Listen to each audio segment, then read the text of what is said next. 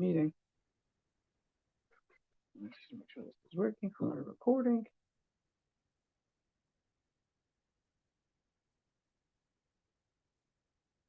Okay.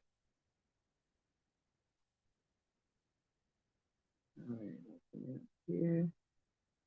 Don't shoot women go beards too. Good morning. Good morning. We're gonna start Good with the blessing morning. of the day. Good morning. Oh, Carol is calling. Oh no. I'll call her.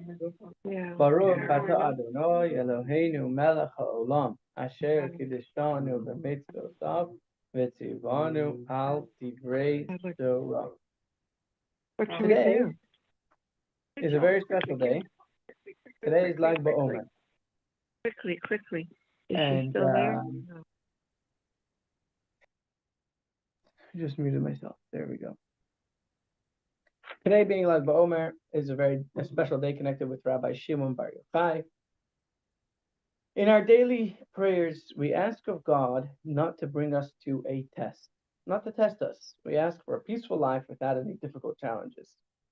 Yet in reality, when we walk through our days, life often presents us with hard choices, complex struggles, and what are we supposed to do when this happens? How do we relate to difficulty?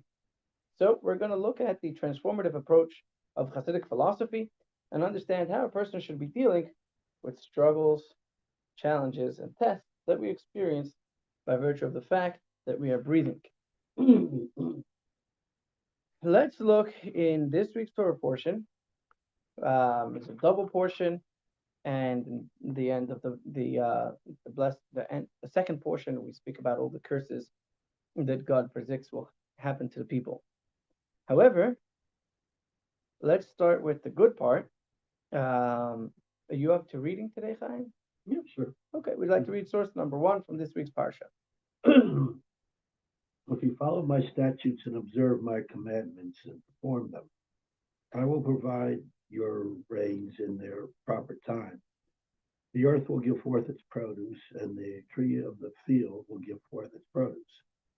Your threshing will last until the grape harvest, and the grape harvest will last until the time to plant. You will eat your bread to satiation, and you will live securely in your land. I will grant peace in the land. You will lie down without disturbance. I will banish wild animals from the land, and no sword shall pass through your land. Thank you. And then we're going to continue what happens to the flip side.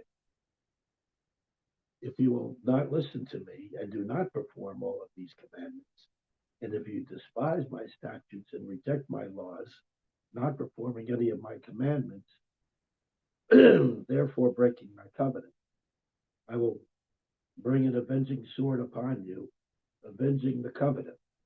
You will be huddled in your cities. I will send pestilence among you, and you will be delivered into the enemy's hand. Okay. Bottom of page 1, hidden blessings. In the Likutei Torah, in our Torah portion, the Alter Rebbe explains that all the elements of Rebuk are actually blessings. Page 2. However, because they are extremely lofty blessings, they cannot be delivered in a revealed form, and therefore they were expressed in this way. The Tzemach Tzedek adds that adds there in a note that this is also the explanation of a story in the Talmud. The Talmud relates that Rabbi Shimon Bar Yochai, whose yahrzeit is today, sent his son to Rabbi Yonasan ben Ashmai and Rabbi Yehuda, the son of convert, so that they should bless him. When he returned to Rabbi Shimon, his father, he repeated what they said and complained that their words seemed to be the opposite of blessings. Rabbi Shimon told him that all of these are blessings, and he explained each one of them. We're going to read now the story in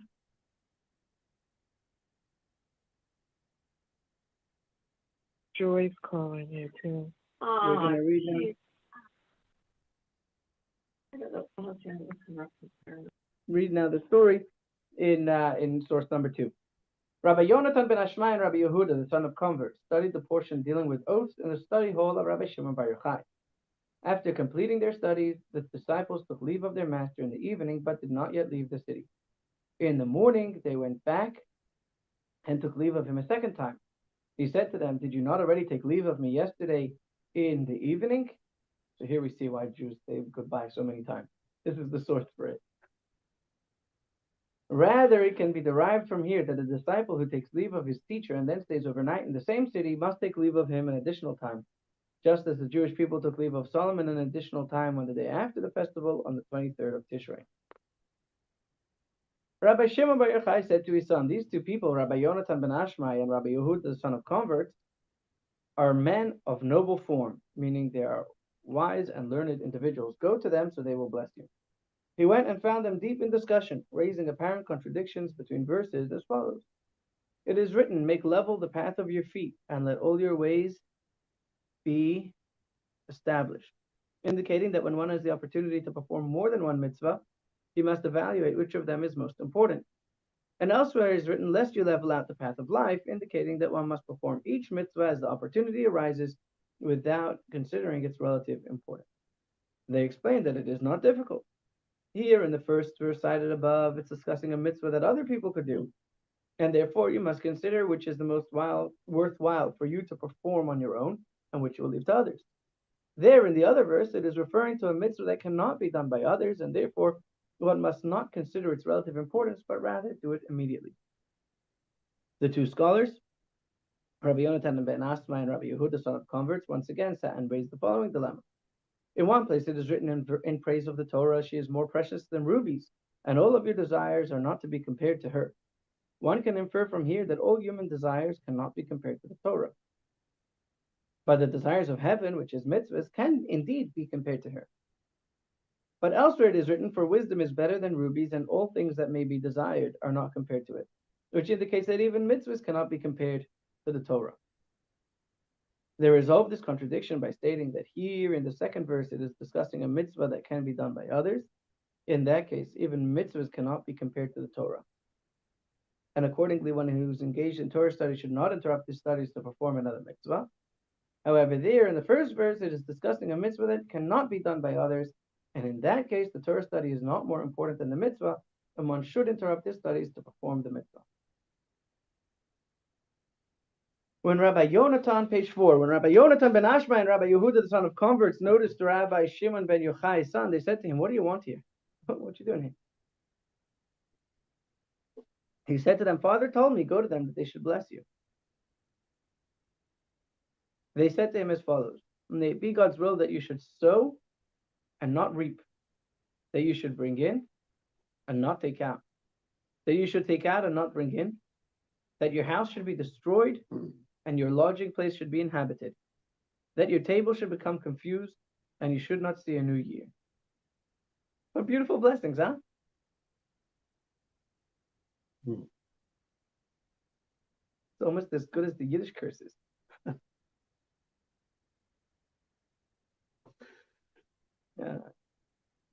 How good are you with Yiddish? I know a few expressions, that's all. There's a guy, he sees an old couple sitting there. He asks them, are you guys in a relationship? They said, yeah, we're in an agricultural relationship. He says, what does that mean? He says, Ich hab in der Erd and hat mir in der Erd. Ich hab in der Erd literally translated means I have him in the ground. Meaning I couldn't care less about them if they were dead. So we have an agricultural relationship. He has me in the ground, I have him in the ground. When he came back to his father, he said to him, not only they didn't bless me, they caused me pain with their negative words. His father said to him, what exactly did they say to you? He answered, they said to me such and such. Rabbi Shimon Bar Yochai said to his son, these are all blessings uttered in cryptic manner, and this is what they meant. When they said you should sow and not reap, they meant you should bear sons and they should not die. Their statement that you should bring in and not take out means that you should bring in brides for your sons and your sons will not die, quote, causing their wives to leave. When they said you should take out and not bring in meant that you will have daughters and their husbands will not die, which would cause your daughters to return to you. When they said that your house should be destroyed and your lodging place should be inhabited, that should be interpreted allegorically, as this world is compared to your lodging place and the world to come is compared to your house.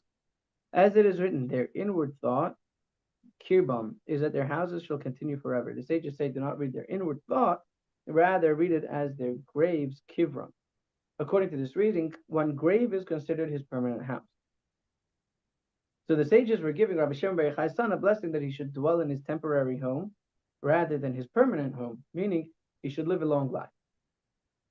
his place in the world to come should be uninhabited, and his lodging place, his temporary life, which is here in this world, should be inhabited. When they said that your table should become confused, they meant you should be blessed with many children, so there will be noise and confusion at your table. When they said that you should not see a new year, they meant that your wife should not die, and as a result, you should not have to marry another woman, about which it says, when a man has taken a new wife, he shall not go out to war, neither shall he be charged with any business, he shall be free from home for 1 year.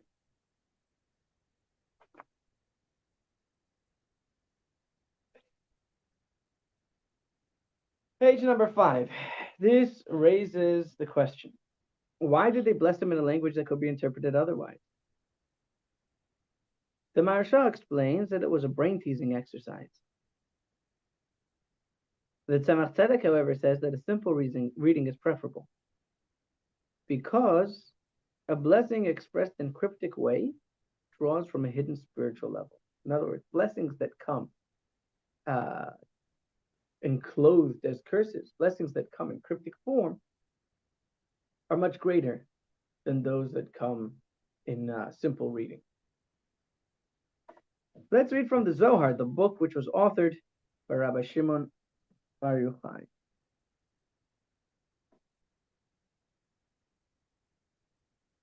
Source number 3, Rabbi Shimon Bar Yochai and his son Rabbi Elazar fled to the Lod desert and hid in a cave. Miraculously, a carob tree and a fountain were specially created for them, providing them with food and drink. Twice a day, the prophet Elijah would come study Torah with them. No one knew their whereabouts. Does anybody know why he had to run away?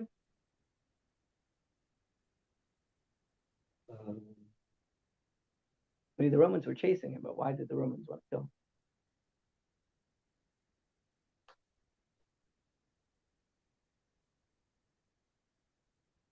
Was Rabbi Eliezer aligned with Bar Kokhba, with the Bar Kokhba rebellion? I don't believe so. Oh, I'm thinking Rabbi Akiva. Rabbi Akiva was aligned with Bar Kokhba revolt. So why were the Romans? There was a story that someone came into the synagogue. They were all sitting around. Rabbis were sitting around, I guess, after prayers. Someone comes into the synagogue or the study hall, and he says how wonderful these Romans are.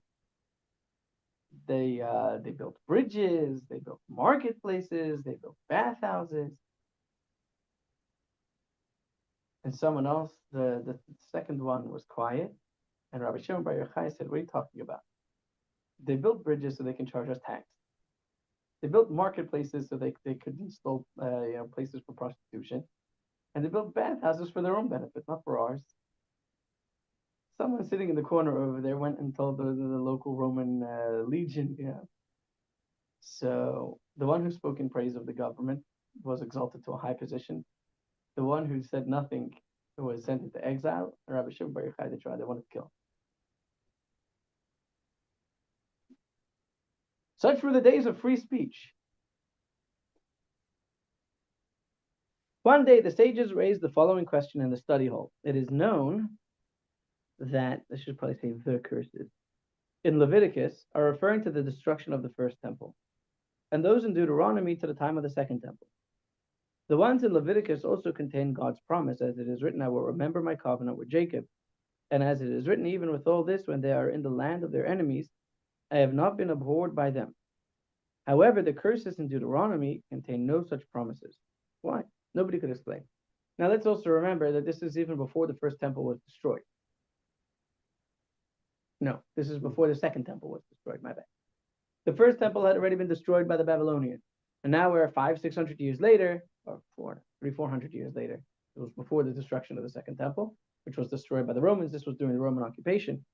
They said, we understand that in the book of Leviticus, which is our parsha, is talking about the destruction of the first Beis HaMikdash, the first temple. And it says that at the end, God will bring us back. Which happened, right? The first temple was destroyed, and now we're back and we have a temple and everything is good. However, we know that the second set of curses in the book of Deuteronomy is referring to... Is it getting hot in here? Or it's good? I'm okay. You're good? Okay. The second set of curses in Deuteronomy is referring to the destruction of the second temple, which they knew was imminent, but they were getting worried because over there it doesn't say afterwards that God says, I will remember my covenant and bring you back. Nobody could explain. Rabbi Yehuda bar Eli then rose to his feet, saying, woe to the loss of Rabbi Shimon bar Yochai, whose whereabouts are unknown to anyone. If someone were to know, they would not be allowed to reveal. So he said, Rabbi Shimon bar Yochai would for sure know a good answer to this question. Page 6. One day, Rabbi Yosef, the son of Rabbi Yehuda, got up in the morning and saw birds flying and a dove flying behind them. He stood up and said, Dove, dove, faithful messenger, since the days of the great flood, the Jewish people are compared to you. Go and fulfill an errand to Rabbi Shimon bar Yochai, wherever he may be. The dove flew down and came to Rabbi Yossi. He wrote a note, which the dove took in his mouth, flew to Rabbi Shimon and flapped its wings. Rabbi Shimon, upon seeing the note, began to cry together with his son Rabbi Elazar, saying, I cry because I have been separated from my colleagues, and I am crying because the correct explanation has been hidden from them. What will the later generations do? In other words, if my colleagues today do not see the answer for how we are going to survive even after the destruction, my colleagues who are alive during the holy and beautiful experience of the temple, we have not yet been exiled from our land. And my colleagues do not know how we are going to survive in exile and what hope we have for the future. Then what about the later generations who have not experienced what we're experiencing, who have not experienced what we've experienced? How will they cope? Then Elijah came and saw Rabbi Shimon weeping. He said, I was going to go on another mission now, but God sent me to wipe your tears. Don't, Rabbi, don't, Rabbi. There is no need to reveal these matters to the righteous now. But thus God said. In the first set of curses, there are 32 verses, and each corresponds to the paths of the Torah.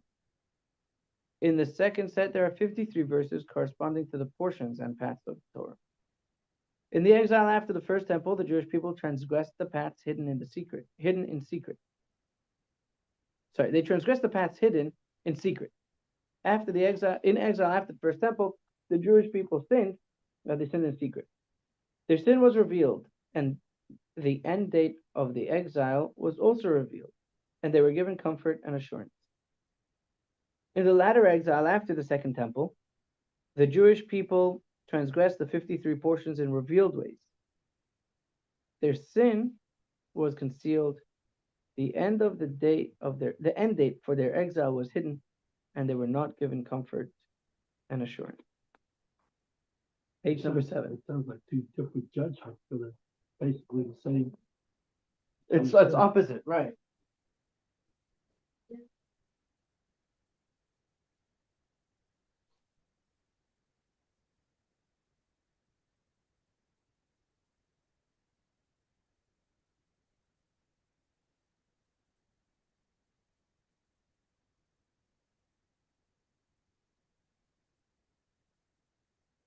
Oh no. Oh no.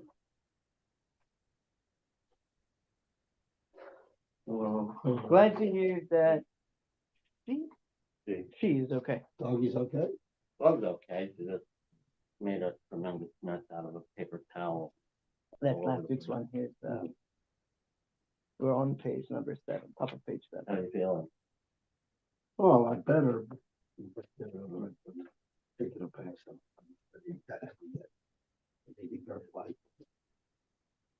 We'll have salads too if you want. You can come. Maybe if you feel up to coming, don't worry about the registration. Just come, show up. It'll be good to see you. Okay. Another gust of wind came. 7, top of page number 7. So we're just talking about a story. Rabbi Shimon bar Yochai was hiding in the cave, and he got wind of a conversation that was happening in the study hall, that the people were concerned because in the first set of curses in the Torah, it says afterwards that God told them when they're going to come home. But in the second set of curses, which refers to the current exile that we're in now, God does not tell us when we're going to come home. And Elijah the prophet explained to him that after the first destruction, the Jewish people sinned, but they sinned in private. They weren't public about it and open about it. And therefore, God revealed their sins, but told them they're going to be um, when they're going to be redeemed, and gave them comfort and consolation. In this exile, the Jewish people are brazenly open about their sins, and therefore the transgressions are concealed, and God concealed the time of the end of their exile and offered them no comfort and consolation. Top of page 7. Another gust of wind came and separated them, and Elijah rose to the heavens in a ball of fire. Rabbi Shimon was left crying, and he fell asleep at the opening of the cave. Elijah returned, I guess after his mission that he was planning on going to, and said, "Arise, Rabbi Shimon, for your slumber. Fortunate are you that God seeks your glory. All the promises and words of comfort to the Jewish people are written in these curses." By way of analogy, a king loved his son, and despite cursing him and beating him, he loved him deeply. After his anger subsided, he had mercy on him. So too, even when God curses us, it is with love. The curses contain great goodness. So what does it mean that a curse can contain a blessing?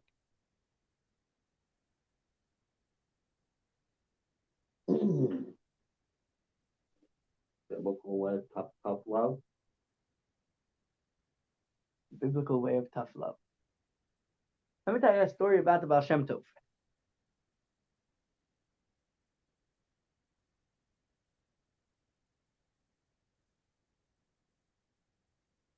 One Saturday night, the Baal Shem Tov instructed his wagon driver, Alexei. Is that how you say Alex in Russian? Alexei? Alexei? However you pronounce it.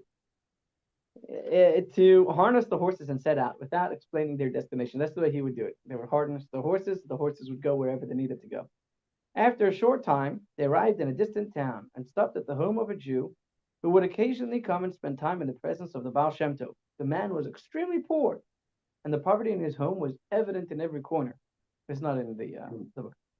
Despite this, he welcomed the Baal Shem Tov with great joy. The Baal Shem Tov asked him to prepare a meal. It's Saturday night. We have the meal of King David, we call it. And the host only had leftovers from Shabbat and one last piece of bread. He gave that last piece of bread to the Baal Shem Tov, and beyond that, the house had no food at all. He wiped him clean. After the meal, the Baal Shem Tov said, "Please, can I stay over?" The host felt deeply honored to host such a holy guest. The next morning after prayers, the Baal Shem Tov said he wants to eat breakfast. There's no food in the house. The poor man had nothing left, so he went and he sold a few belongings, and with the small amount he received, he bought some dry bread. This continued for several days, and each day the man sold whatever he had to give to the rabbi. And after a short time, his house was completely emptied of all his possessions. He had nothing left, nothing even to sell. When the Baal Shem Tov asked to stay yet another day, the man was now overwhelmed with distress. There was nothing less to sell. He went out to the nearby forest and cried out to God from the depths of his heart, begging for help. He pleaded that he have something to feed his guests because there was literally nothing left. As soon as he finished his heartfelt prayer, a tree trunk suddenly uprooted near where he stood, revealing a hidden treasure beneath it. The man became immensely wealthy. The Baal Shem Tov then explained what happened to his students. So there was there's a few different stories and variations of the story. Different versions of variations of the story, but that's the bottom line. The Baal Shem Tov made this guy completely penniless. Even this poor man made him completely broke, and then the man ended up very wealthy. And the students asked the Baal Shem Tov, "Why did you cause him so much pain and suffering?" So he said, "It's very simple. From heaven there was destined to be great wealth coming to this man. However, he never prayed to God for more because he was always content and happy with what he had. So I had to push him to his breaking point, that he should have absolutely nothing left, and then ask him for more, so that he should finally cry out to God and ask God for money, and then God could grant him his request." Even if it wasn't for him personally. Yeah. All he needed to do was ask, but he was so content with his small lot that he never cried out to God. He never asked God for provision.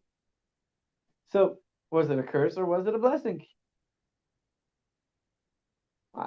He ate that guy out of house and home, but made the man tremendously wealthy. And there are more stories along this line that I'll share in very short, but basically just one part of the story about Rabbi Yeshua ben Levi once asked Elijah the prophet to come on missions with him. And Elijah said, "Yeah, but you can't ask any questions." And all the things that happened were very, very strange. And so at some point, the last one is the one I'm going to tell you. He couldn't handle it anymore, and he says, "I'm ready to go home. I'm gonna go, but you have to explain to me what is going on here." So what happened was they stayed over by an old couple's house, an old poor couple. All they had was an old cow that gave milk, and that was how they supported themselves. And in the middle of the night, he went out and whispered into the cow's ear, and the cow died. And he says to Elijah the prophet, "How could you kill their only son? Like, what's going on here?" So he explained. He says, "It's very simple. The woman was supposed to die that night. And I prayed before God and made my case in supplication that God should take the cow's life instead of hers.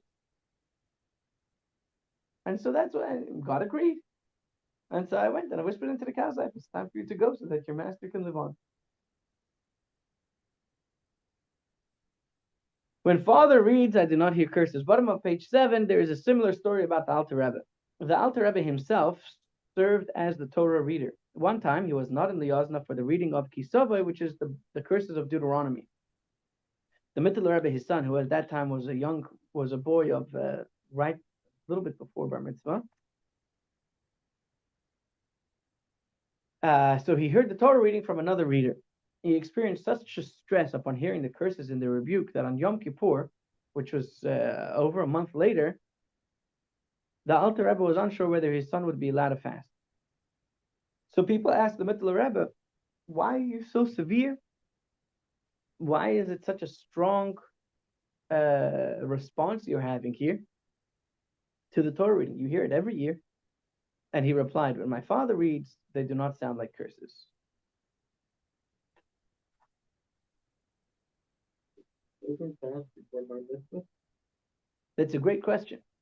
And the answer is usually the 3 fasts before your bar mitzvah, you fast in order to in preparation. So I'm gonna assume that was, he must have been 11 or 12, or perhaps he was gonna fast half the day. I'm not sure. But the bottom line is that he became sick, like physically ill, from the distress of hearing about that.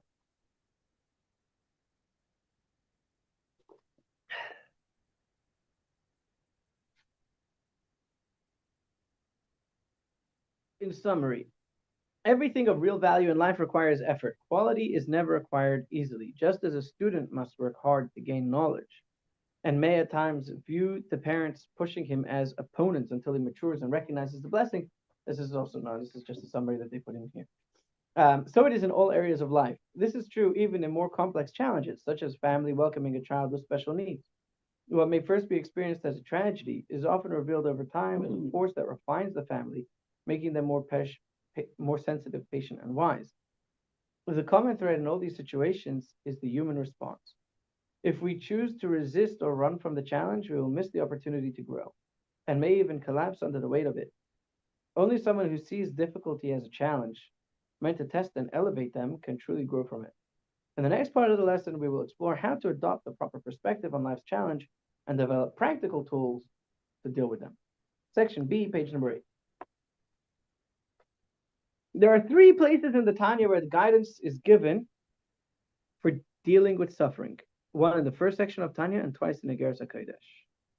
In the first section of Tanya, we are counseled to accept suffering with joy. Through this, we will merit that in the Messianic era, those struggles will be revealed as openly good.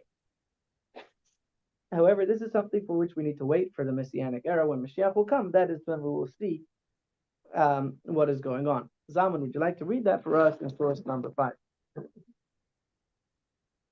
Some advice has been offered by our sages on cleansing one's heart of all sadness and any trace of worry about mundane matters. The adage of our sages is well known. Just as we thank God for the good, we must also thank Him for the negative. The Talmud explains we should accept the negative with the same kind of joy we treat revealed good. For this reason, our sages stated that the verse, "Those who love Him shall be as the sun when it comes out in its night," refers to the reward of those who rejoice in His perfection. Therefore, He is unworthy of seeing the sun emerging in its night. The world to come. The When the sun will emerge from the sheath in which it is hidden in this world, and will then be Thank you. So that is levels 1. Level 1 is the first and most basic approach to the challenges, which is resting entirely on the power of faith. A person realizes that yes, this was sent to me by God. This is bad and this is hard. However, I have faith that God is doing it for a good reason, and when Mashiach comes,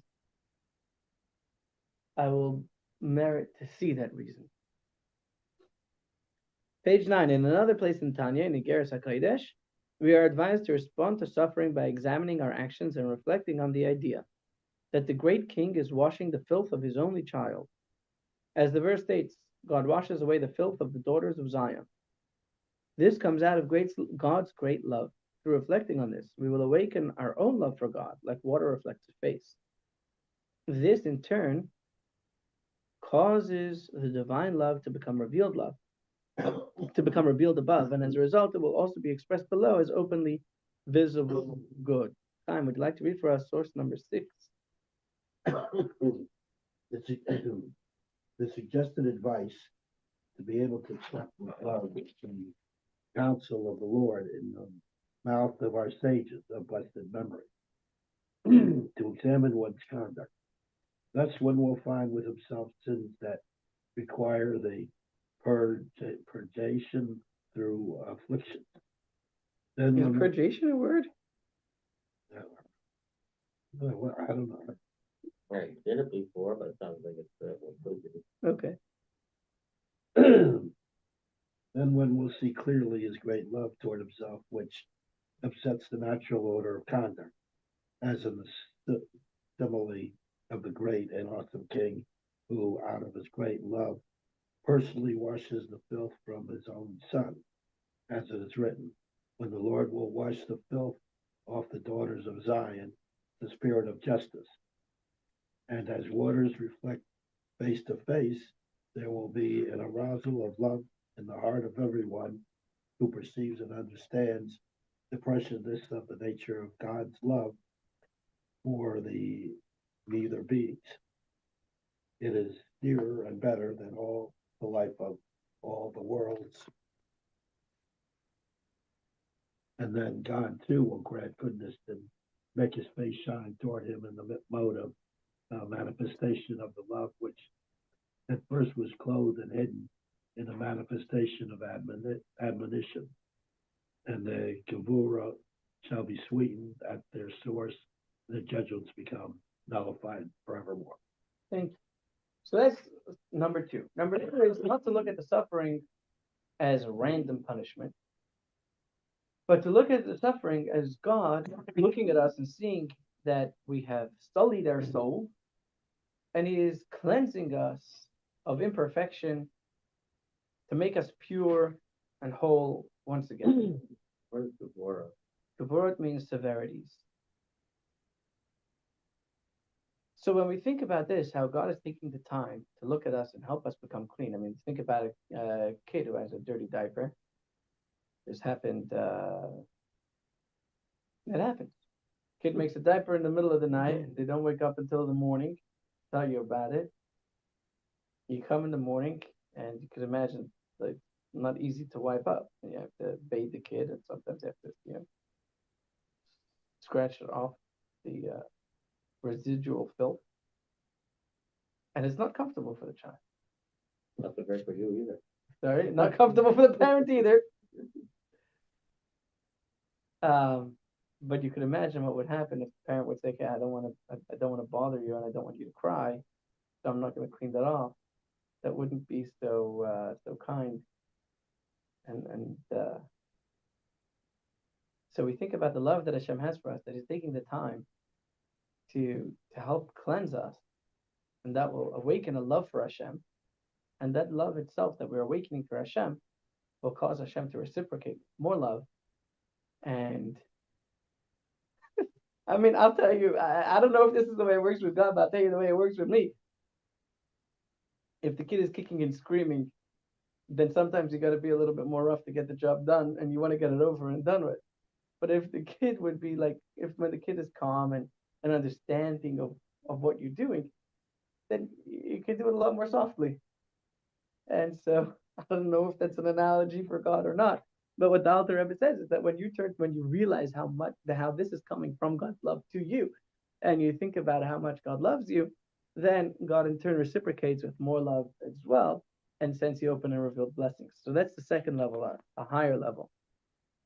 Continuing on page number 10, although this approach does not require waiting for the future, enables us to experience openly revealed good even now, it does require reflection and an awakening of love of God.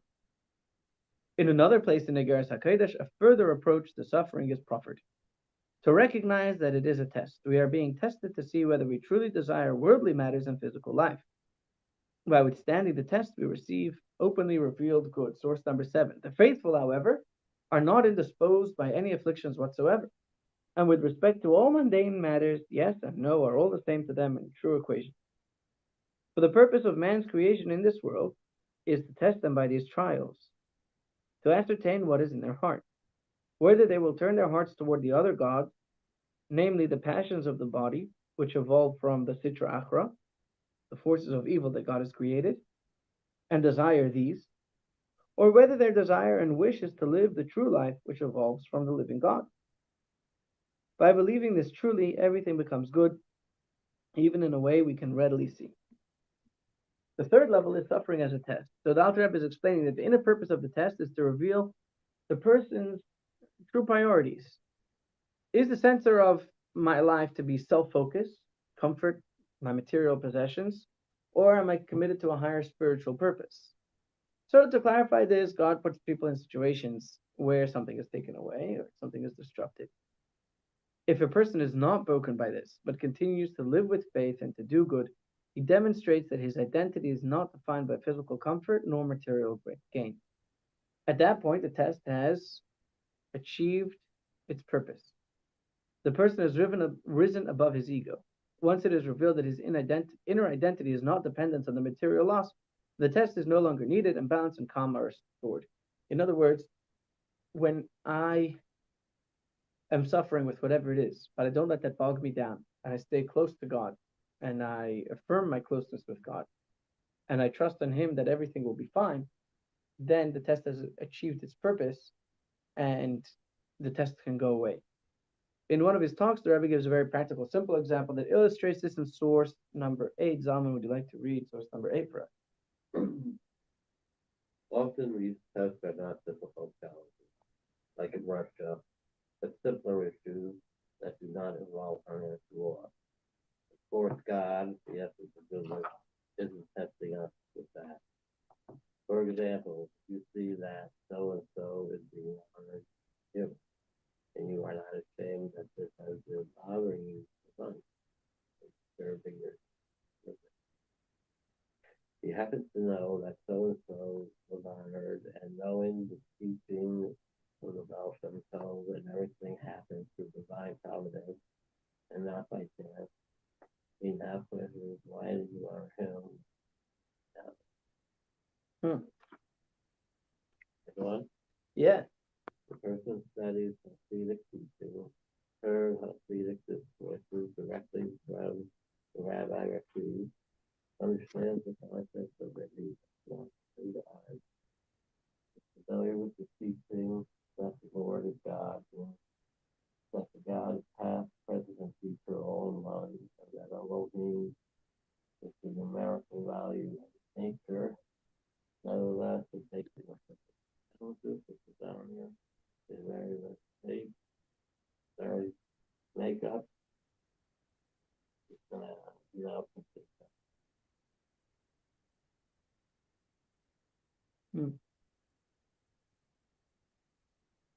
I don't think makeup is the right word over here. Character. I think it's supposed to be he is shaken to his very core, is what it's supposed to say. He loses his very makeup. Okay, page number 12. Essence. The truth is,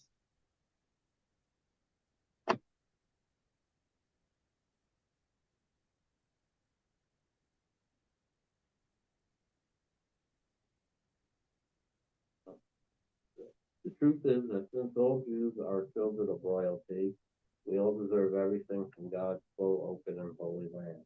There's no room for question. However, when it isn't so, and when one does question, they must know this is the test. For God is testing his know whether you listen. And we see regarding those who are the right individual, despite that difference to God. Here we are speaking of separating justice from trivial matters such as not being honest, or just one spiritual standing.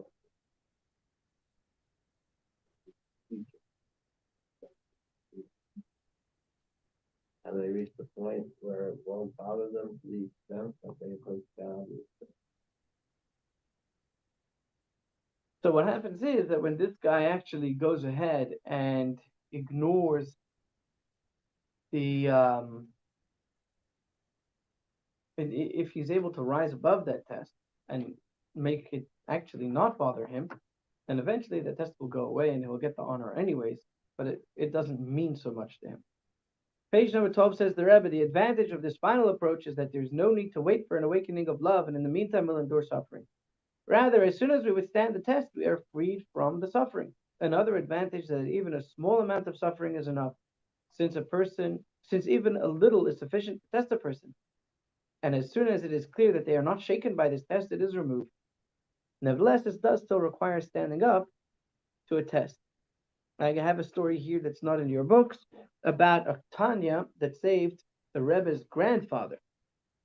On the fourth day of Pesach, the Brit Milah celebration was held for the newborn grandson of Meir Shlomo, who would later become the Rebbe. Rabbi Asher arrived at the event and wished his friend Mazel Tov, but he refused to join the festive meal due to his personal stringency of not eating anything outside his home during Pesach. Rabbi Meir Shlomo was expected to take offense. After all, he was the city rabbi, and the food served in his home was certainly prepared according to the strictest standards of Pesach law. Yet he said to Rabbi Asher, I should really be upset with you for refusing to eat here today, but how could I be when I owe you my life? What did he mean? The story goes back many years earlier when there was a typhus epidemic in the region, claiming many lives. Rabbi Meir Shlomo himself became seriously ill.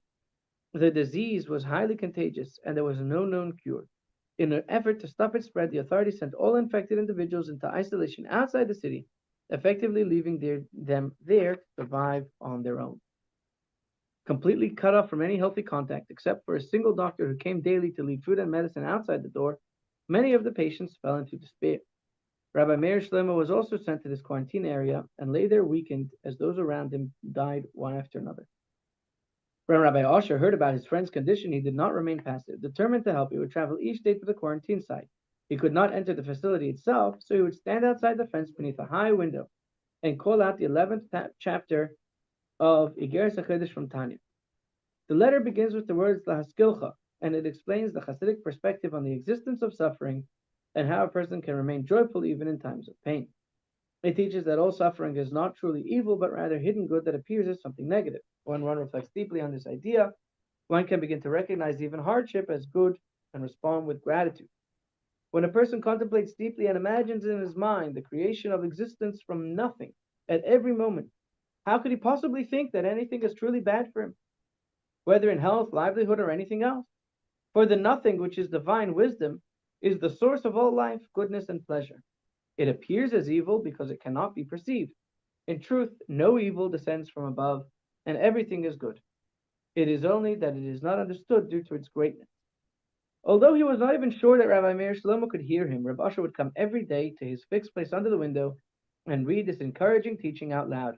He did so for 30 days in a row, hoping to strengthen his friend during those difficult times. Against all odds, Rabbi Meir Shlomo was one of the few who survived and returned home. When he first met Reb Asher after his recovery, he thanked him deeply. Know this, he said, I am alive only because of you. Every day after hearing the Tanya you read me, I felt myself becoming a little stronger and healthier. Your words gave me strength and inspiration to remain hopeful despite my condition. They gave me the faith and inner strength that allowed me to overcome the illness and not to surrender to it. The advantage of the inner dimension, the advantage of Rabbi Shimon Bar Yochai and the inner dimension of Torah is that we are freed from all of the above. There's no need to wait for the future, nor an awakening of love, nor to withstand the test. Rather, through the inner dimension of the Torah, everything is immediately interpreted and revealed as openly visible good. Let's read the source for that in source number 9. Chaim, would you like to read? Rabbi Yossi taught, once the world was in need of rain, Rabbi Yishak, Rabbi and their colleagues approached Rabbi Shimon. They saw he was going to see Rabbi Pinchas ben Yair, together with his son, Rabbi Elazar. When he noticed them, he said, a song of ascents, how good and pleasant it is when brothers sit together. Okay, that was what he said. The world needed rain. He didn't even pray for rain or anything like that. He just said, Hine matov u'manayim shevet achim gam yachad, the famous song, and voila, it started to rain. Page number 13, source 10, the path of Jewish love and unity. In addition to what is explained in Hasidic teachings about the connection between this verse and rainfall, it can be suggested that with this, Rabbi Shimon Bar Yochai intimated that the brothers dwelling together, love and unity among the Jewish people, is the path and receptacle for drawing down all blessings, beginning with the blessing of rain. As it says in this week's Torah portion, I will give you rains in their proper time, which includes all the blessings. The Baal Shem Tov teaches that the word for your rains, Gishmechem, can also be understood as referring to all material matters, meaning that the flow of blessing extends into all material matters. The vessel for all blessings, then, is love and unity among the Jewish people. Takeaway. When we encounter significant, you can read the key points after, I guess. When we encounter significant difficulty in life, we should pause and remember that all these challenges are hidden goods sent to us by God. We should accept this with faith and try to bring inner joy to the situation. We can also ask ourselves whether there is something we can improve, and above all, avoid despair. In this way, we will merit to see the hidden good become revealed good in an open and tangible way. Yasher Koyach, the Talmud class will be tomorrow at 10:45 over Zoom. Thank you, Joan and Susie, for joining. I hope to see you this evening by the Lag BaOmer.